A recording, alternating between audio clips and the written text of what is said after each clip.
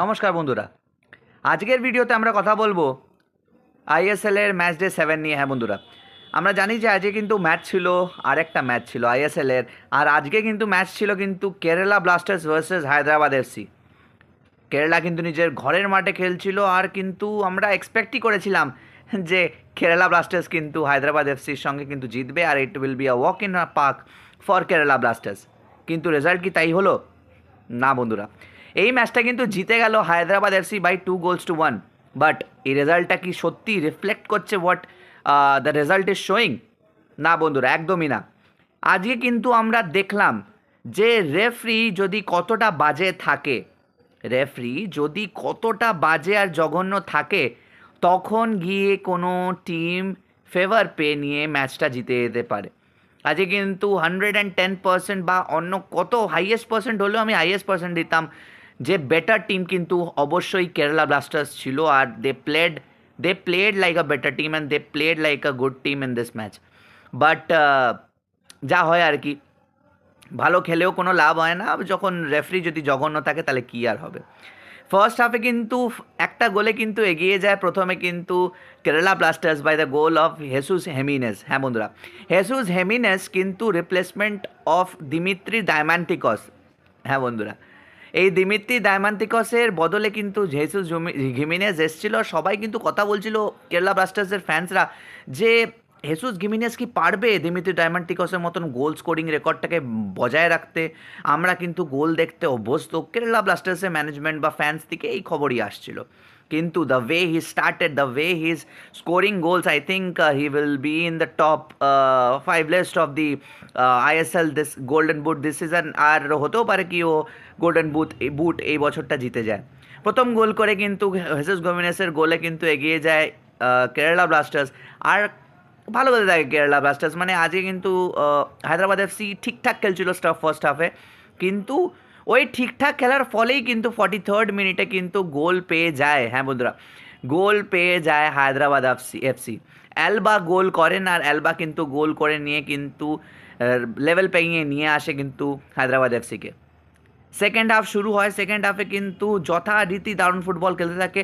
আরেকটা বন্ধুরা, ফার্স্ট হাফে কিন্তু শেষের দিয়ে কিন্তু আরেকটা পেনাল্টি শাউট দেয় কিন্তু কেরালা ব্লাস্টার্স।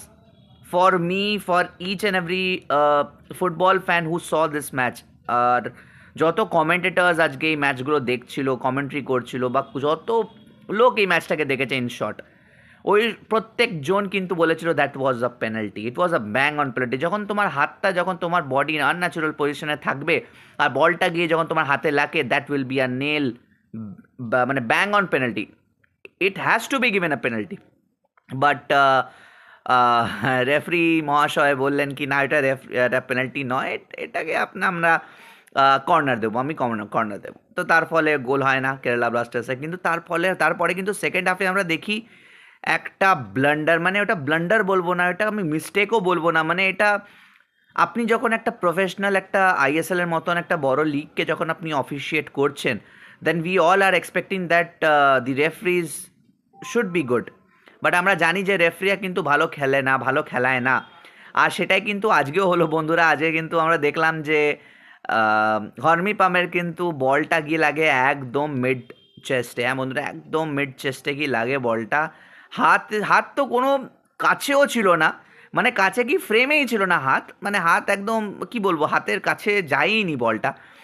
বাট রেফারি ওটাকে পেনাল্টি দিয়ে দেয়, আর ওই পেনাল্টিতে কিন্তু হায়দ্রাবাদ এফসি অ্যালবা আবার নিজের ব্রেস দেয়, আর ব্রেস দিয়ে কিন্তু পেনাল্টিতে স্কোর করে নিয়ে কিন্তু 2-1 করে ফেলে হায়দ্রাবাদ এফসি, আর এগিয়ে যায় প্রথমবার এই ম্যাচের মধ্যে। আর বন্ধুরা, তারপরে কিন্তু ফাইনাল হুইসেল বাজে, আর ফাইনাল হুইসেল কিছুক্ষণ খেলার পরে কিন্তু এক সময় অবধি আমরা দেখেছিলাম মানে কেরালা ব্লাস্টার কিন্তু ডেড অ্যাটাক করছিল। 92% আর 8% পজিশন ছিল in favour of Kerala Blasters, আর পার্ক ইন দ্য বাস করে ফেলেছিল হায়দ্রাবাদ এফসি। বাট কোনো তার কোনো ফল হয় না, আর তার তার ফলে কিন্তু হায়দ্রাবাদ এফসি জিতে যায়। এটা এই ম্যাচটা কিন্তু শুধুমাত্র রেফারির কারণে কিন্তু হায়দ্রাবাদ এফসি ম্যাচটা জিতে যায়। বাট এনিওয়ে, যে রেফারি ডিসিশনকে ফাইনাল ডিসিশন মানা হয়, আর কতদিন এমনি চলবে আমরা জানি না। আইএসএলের আমরা এটা অনেক মানে প্রত্যেকটা আইএসএল টিম কিন্তু এটার ভুক্তভোগী। কেরালা ব্লাস্টার্স কিন্তু এর আগের বছরও কিন্তু এটার ভুক্তভোগী ছিল যখন বেঙ্গালুরু এফসির সঙ্গে ওই গোলটা কনসিড করেছিল। বাট দেখা যাক বন্ধুরা, আজকে কিন্তু হায়দ্রাবাদ এফসি কিন্তু 2-1 জিতে গেছে বন্ধুরা। আর 2-1 জিতে কিন্তু 7 পয়েন্ট হয়ে গেছে হায়দ্রাবাদ এফসিকে, 11 নম্বরে উঠে এসছে হায়দ্রাবাদ এফসি। আর 10 নম্বরে আছে কেরালা ব্লাস্টার্স। আজকে কিন্তু ভালো চান্স ছিল কেরালা ব্লাস্টার্সের জিতে গিয়ে নিয়ে কিন্তু উপরে ওঠা, 11 পয়েন্ট পেয়ে নিয়ে কিন্তু টপ 6-এ ঢুকে যাওয়ার চান্সেস ছিল, বাট রেফারির জন্য সেটা হলো না। তো দেখা যাক বন্ধুরা, এবার কেরালা ব্লাস্টার্স এটা নিয়ে কমপ্লেন করে কি না বা কোনো কিছু হবে কি না। আমার মতে কিছু হবে না, রেফারিরা অলওয়েজ রাইট বলে দেবে আবার এআইএফএফ, এফএসডিএল।